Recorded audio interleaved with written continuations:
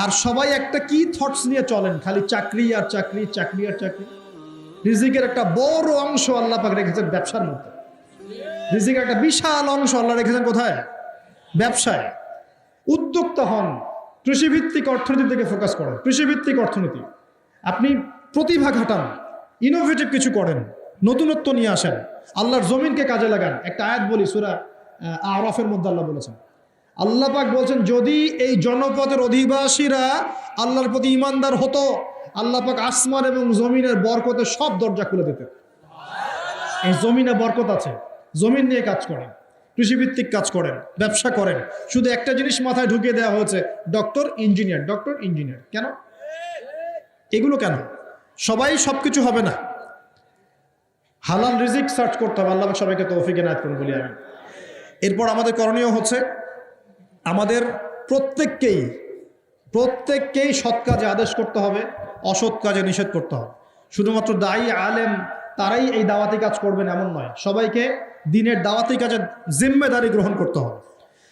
দাওয়ার সাথে যারা সম্পৃক্ত আছে তাদের সাথে পরামর্শ করবেন, চলবেন ফিরবেন। তা'মুরুনা বিল মা'রুফ, তোমরা সৎ কাজে আদেশ করবে। ওয়া তানহাউনা আনিল মুনকার, অসৎ কাজে নিষেধ করবে। ওয়া তু'মিনুনা বিল্লাহ, এবং আল্লাহর প্রতি ঈমান রাখবে। তবেই কুনতুম খায়রা উম্মাহ, তোমরা শ্রেষ্ঠ জাতি হতে পারবে। আল্লাহ পাক তৌফিক দান করুন। আরেকটা বিষয় বলি, সেটা হলো, আল্লাহ পাক আমাদের সবাইকে কিছু প্রতিভা দিয়েছেন। এই প্রতিভাগুলোকে, যার যার প্রতিভাকে, লেখার প্রতিভা, বলার প্রতিভা, চিন্তা করার প্রতিভা, সংগঠিত করার প্রতিভা, আপনার অর্থনৈতিক সামর্থ্য, রাজনৈতিক ক্ষমতা, যা আল্লাহ পাক যাকে দিয়েছেন, এই বিষয়গুলোকে ইসলামের কল্যাণে ব্যয় করতে হবে। আল্লাহ পাক তৌফিক দান করুন।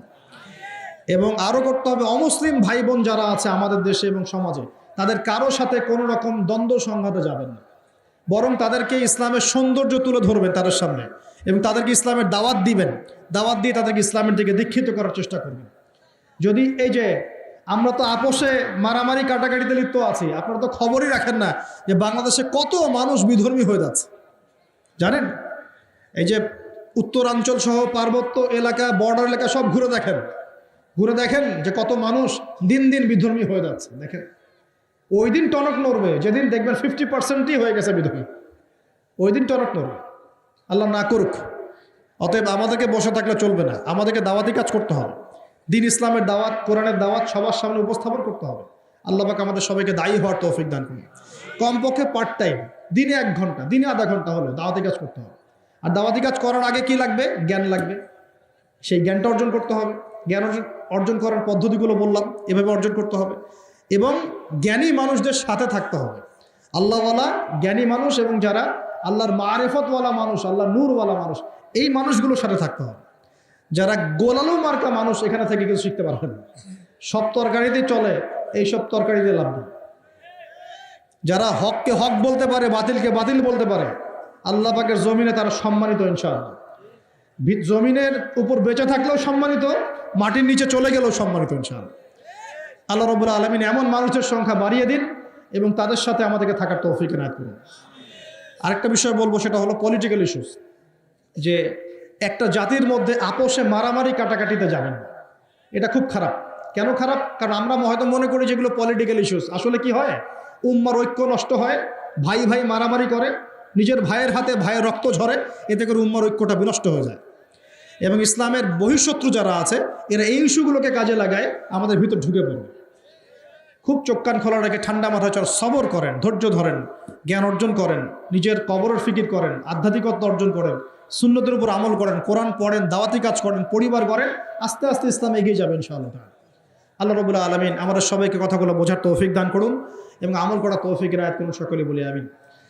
শেষ করার আগে আমি আসন্ন রমজান সম্পর্কে কিছু নসিহত করব, একটু মনোযোগ দেবেন। এখন একটা কথা বলি, রমজান মাসে নিত্য প্রয়োজনীয় দ্রব্যের দামগুলো বেড়ে যাবে। কিছু মানুষ বলতে পারে কি, ভবিষ্যতে গায়েবের খবর বললো নাকি?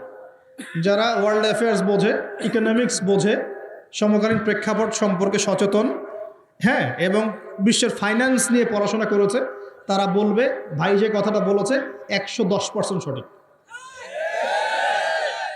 অতএব রমজান আসার আগে কিছু কাজ করেন। 1 নাম্বার, নিজেকে প্রস্তুত করেন রমজানের জন্য। রমজান আসতে 1 মাস 1.5 মাস বাকি আছে না?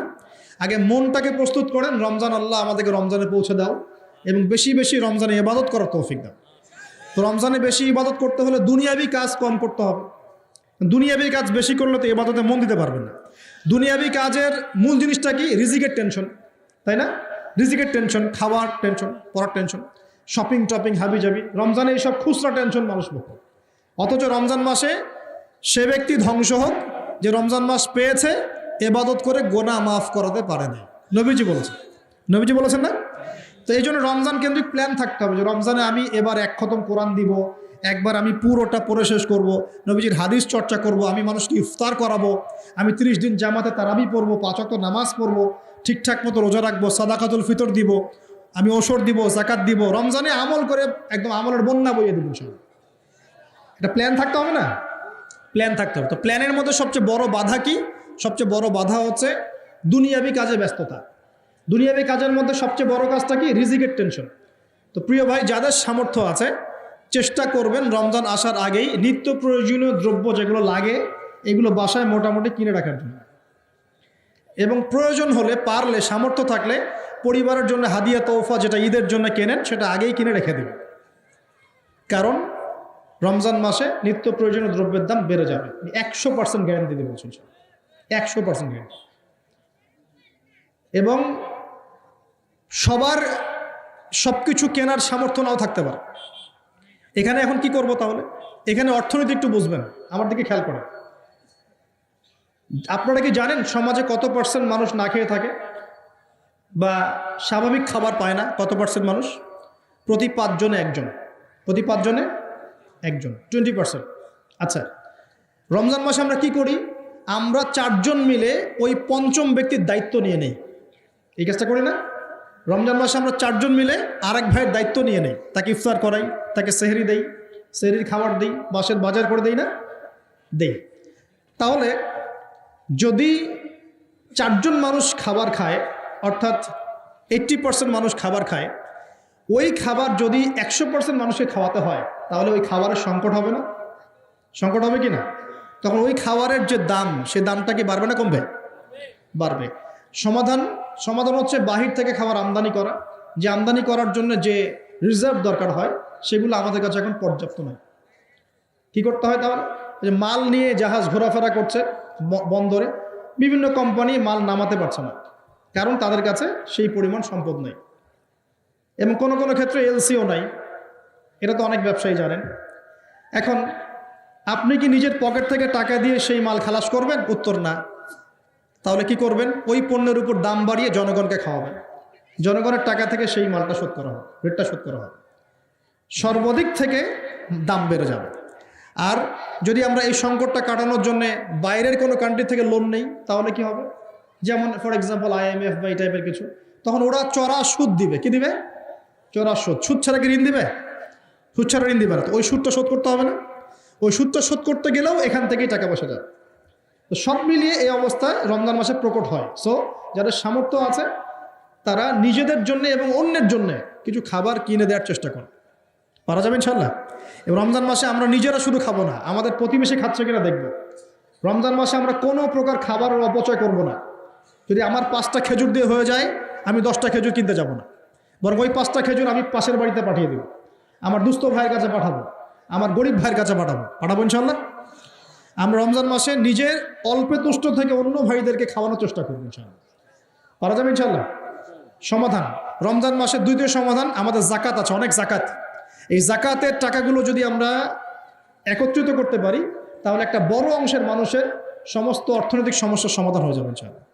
রমজান মাসে যারা জাকাত ফরজ হয়েছে রমজানের জাকাত দিয়ে দেবেন ইনশাল্লাহ। পারা যাবে ইনশাল্লাহ। আরও বেশি বেশি সৎকা করবেন। সৎকা করে আত্মত্যাগী হন, মানবতার কল্যাণে কাজ করেন, নিজে অল্প তুষ্ট থাকেন, অপচয় কমিয়ে দেন এবং আল্লাহর ওয়াস্তে সমস্ত দুর্নীতির দরজা বন্ধ করে দেন। এই রমজানেও যদি ঘুষ খান, সুদ খান আর দুর্নীতি করতে থাকেন, মানুষের সম্পদ লুটপাট করেন, তার রমজানের শিক্ষা তো থাকলোই না, বরং জনগণকে রমজানে কষ্ট দেওয়ার কারণে জনগণ কি করবে? দেখা যাবে ওই দুর্নীতিবাজের বিরুদ্ধে ইফতার করতে সময় দোয়া করবে, বদদোয়া করবে, আল্লাহর কাছে বদদোয়া করা শুরু করবে। আর ওই বদদোয়া যদি আল্লাহর কাছে চলে যায় একদম সব ধ্বংস হয়ে যায়। তো রমজান কেন্দ্রিক এই প্ল্যানটা আগে করবেন, তারপরে আধ্যাত্মিক প্ল্যান। আপনি রমজানে প্ল্যান করবেন যে আপনি কি পড়বেন, কিভাবে আমল করবেন, কোথায় তারাবি পড়বেন, পরিবেশ গড়ে তুলবেন। রমজান মাসে কোরআন শিক্ষার কোর্সগুলো চালু করবেন। রমজান মাসে তালিম থাকবে, ইফতারের প্রজেক্ট থাকবে, দুস্থ ভাইদের বাসায় ইফতার পৌঁছে দেওয়ার প্রজেক্ট গ্রহণ করতে হবে। রমজান মাসে যদি সামর্থ্য হয় বেশি বেশি নফল পড়বেন, সুন্নত পড়বেন, তেলাওয়াত করবেন, জিকির বাড়িয়ে দিবেন। একই সাথে দাওয়াতি কাজ বাড়াবেন। যারা সামর্থ্য আছে ওমরা করবেন। রমজান মাসটাকে এইভাবে ইবাদতের মৌসুম হিসেবে সাজিয়ে নেন। আল্লাহ পাক সবাইকে রমজানে পৌঁছে দেন এবং রমজান মাসে বেশি বেশি ইবাদত করার তৌফিক দান করেন। এই পুরো বিশ্ব সম্পর্কে সতর্ক থাকার তৌফিক দান করেন, সচেতন থাকার তৌফিক দান করেন, কোরআনওয়ালা বানিয়ে দেন এবং যুব সমাজ সহ যুবতী আমাদের ভাই বোনরা প্রত্যেক মহলের মুসলিমাত মুমিন মুমিনাত সকলকে আল্লাহ রাব্বুল আলামিন দ্বীন ইসলামের জন্য কবুল করেন বলি আমিন। আগামী দিনগুলোতে যেন আমরা দ্বীনের জন্য কিছু করতে পারি, এই দেশ এবং জাতির জন্য কিছু করতে পারি। আল্লাহ পাক সবাইকে সে যোগ্যতা এবং তৌফিক দান করেন।